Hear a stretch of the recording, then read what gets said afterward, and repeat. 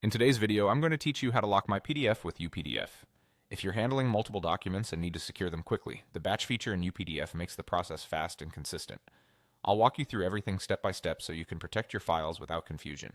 Start by opening UPDF and heading to the main interface. Look for the batch option. This is your command center for doing the same action to many files at once, which saves you from repeating the same task over and over.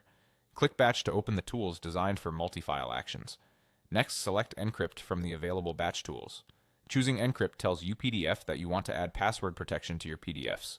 This is ideal for situations where you're sharing documents externally or storing sensitive information that shouldn't be opened or modified by just anyone. Now it's time to bring in your documents. Click Add Files or simply drag and drop multiple PDFs into the window.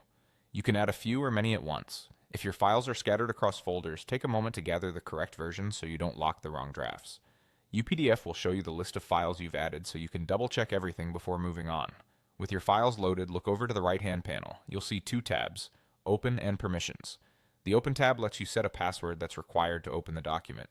This is great when you want to prevent anyone from viewing the content unless they know the password.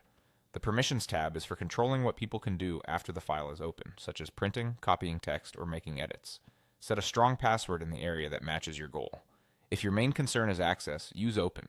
If your focus is limiting actions, set a permissions password. Keep your passwords secure and consistent across files if you plan to share them with a team, and avoid anything easy to guess. When everything looks good, click Apply.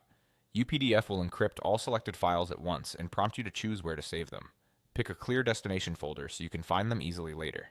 The encryption happens simultaneously, which saves time and ensures uniform protection across your documents. That's it. You've batch locked your PDFs using UPDF. As a final tip, consider spot checking one of the saved files to confirm the password behavior works exactly as you intended. This quick review helps you catch any misapplied settings before you distribute your documents.